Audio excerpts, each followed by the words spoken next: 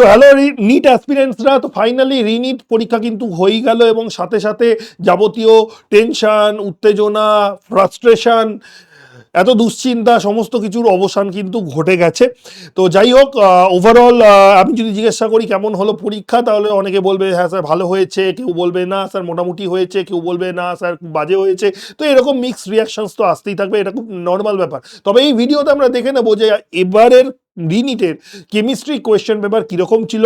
তাহলে ওভারঅল অ্যানালিসিসটা আমরা চটজলদি একটু দেখে নেবো। ফার্স্ট অফ অল তুমি যদি এখানে দেখো যে কোয়েশ্চেনের যে ডিফিকাল্টি লেভেল, মানে কতগুলো ইজি কোয়েশ্চেন এসছে, মানে ডাইরেক্ট একদম ইজি কোয়েশ্চেন, কোনগুলো ডিফিকাল্ট এবং কোনগুলো মডারেট, তাহলে এই যে পার্সেন্টেজটা তুমি দেখতে পাচ্ছ এখানে, এই যে পার্সেন্টেজটা যে রয়েছে, তাহলে সেটা তুমি পরিষ্কার দেখে নিতে পারছো। এই যে পার্সেন্টেজটা, তো সেটা কিন্তু মিডিয়াম লেভেল কোয়েশ্চেন কিন্তু 57.8%। তার মানে বুঝে নাও, যেটা আমি বারবার শর্টসে বলছিলাম যে এটা কিন্তু মানে মডারেট কোয়েশ্চেন হয়েছে, মানে খুব ভালো স্ট্যান্ডার্ডের কোয়েশ্চেন হয়েছে। তাহলে এই পার্সেন্টেজটাই কিন্তু এটা ডিফাইন করে। সাইমালটেনিয়াসলি আমরা এটাও অনেক ডিসকাস করি যে ক্লাস 11-এর পাল্লা ভারী না ক্লাস 12-এর পাল্লা ভারী। তাহলে ওয়ান্স আগেন নিট প্রুভ করে দিল যে ক্লাস 12-এর কিন্তু পাল্লা ভারী থাকে, তার কারণ ক্লাস 11-এর থেকে কোয়েশ্চেন এসছে হচ্ছে 42.2%। ঠিক আছে, এটাও কিন্তু একটা দেখার মতন বিষয়। এবার আমরা যদি দেখি তাহলে দেখো 19টা চ্যাপ্টার থেকে কোয়েশ্চেন এসছে, তো ডাইভার্সিফিকেশন বেশ ভালোই ছিল কোয়েশ্চেনে, মানে ওভারঅল মানে ভালো হাই ওয়েটের চ্যাপ্টার থেকে কোয়েশ্চেন্স করেছে। ঠিক আছে, তো ওভারঅল ডাইভার্সিফিকেশন ওয়াজ গুড। ঠিক আছে, আর আরেকটা যে জিনিস তোমরা জানো যে নিট পরীক্ষাটা ক্যান্সেল হয়ে গেল, সেখানে কিন্তু কলাম ম্যাচিং কোয়েশ্চেন্স কিন্তু অনেক ছিল, এবং যেইগুলো জন্য পেপারটা সামান্য হলেও লেন্দি হয়েছিল, মানে অনেক স্টুডেন্টদের দাবি এবং আমাদেরও তাই দাবি, হ্যাঁ কলাম ম্যাচিং কোয়েশ্চেন বেশি দিয়ে দিলে ব্যাপারটা লেন্দি হয়ে যায়। বাট এবার কিন্তু কলাম ম্যাচিং কোয়েশ্চেন্স কিন্তু অনেকটাই কমিয়ে দেওয়া হয়েছে, তার বদলে স্টেটমেন্ট বেসড কোয়েশ্চেন এবং অ্যাজারশন রিজন টাইপের কোয়েশ্চেন্স কিন্তু এসছে।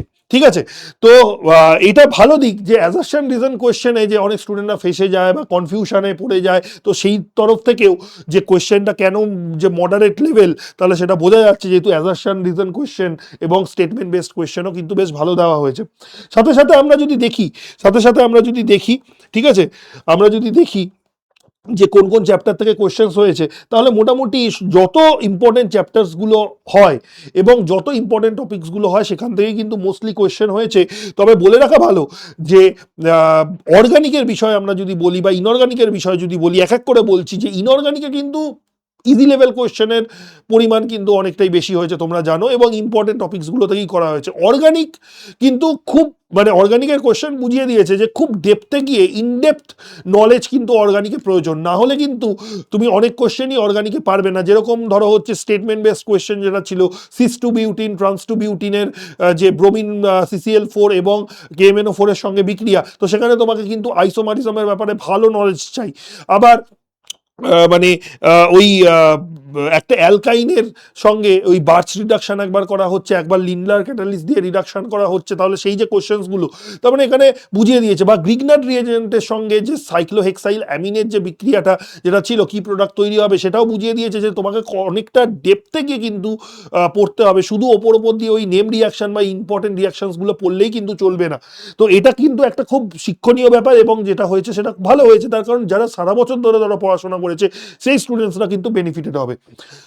তো যাই হোক, আর ফিজিক্যাল থেকে তো বেশ ভালো ভালো কোয়েশ্চেন্স দেওয়া হয়েছে। ঠিক আছে, তো overall it was a very good question, very standard question আমরা যদি দেখি, এবং ডেফিনেটলি এই কোয়েশ্চেনে যদি কেউ 35 অ্যাভাভ যদি করে আসতে পারে, মানে 35টা বেশি কোয়েশ্চেন যদি সলভ করে আসতে পারে, তাহলে আমি বলবো যে খুবই ভালো সিচুয়েশান, এবং 35টা তো করে আসাই যায় 35টা। তবে হ্যাঁ, একটু বলা যেতে পারে যে প্রথম দিককার কোয়েশ্চেন্সগুলো দেখে একটু মানে আমরা যে পেপার কোডটা সলভ করেছি, যে কোয়েশ্চেনটা মানে কোয়েশ্চেন প্যাটার্ন, মানে যে ধরনের কোয়েশ্চেন্সগুলো দেওয়া হয়েছিল, দেখে মনে হবে যে আরে বাবা, মানে কোয়েশ্চেনটা খুব কঠিন, কিন্তু না, পরে শেষ যে 20টা কোয়েশ্চেন সেটা কিন্তু অনেকটা ইজি। এটা আমরা পেপার কোডের রেসপেক্টে বলছি, আমরা কোনো মানে আমি যে পেপার কোডটা সলভ করেছিলাম তার রেসপেক্টে বলছি। যাই হোক, তো মানে এটা কোনো বড় ব্যাপার না, but overall the question was very much moderate and very standard question, এবং এরকমই কোয়েশ্চেন হওয়া উচিত। এবং আমি বলবো যে যে পরীক্ষাটা নিটের এক্সামটা ক্যান্সেল হলো, সেখানে কোয়েশ্চেন অতটা ডাইভার্সিফিকেশন ছিল না। মানে কলাম ম্যাচিং কোয়েশ্চেন দিয়েছে তো অনেকগুলো এক গাদা দিয়ে দিয়েছে, বাট এই কোয়েশ্চেনে তুমি দেখবে সমস্ত কিছু মিক্স অ্যান্ড ম্যাচ করে সমস্ত ধরনের কোয়েশ্চেনকে কেটার করে মানে কিন্তু বেশ সুন্দর একটা স্ট্যান্ডার্ড পেপার বানানো হয়েছে। ঠিক আছে, তো thank you so much guys for watching, এবং আরও অনেক ভিডিও নিয়ে আমরা আসবো, তো টিল দেন সঙ্গে থেকো।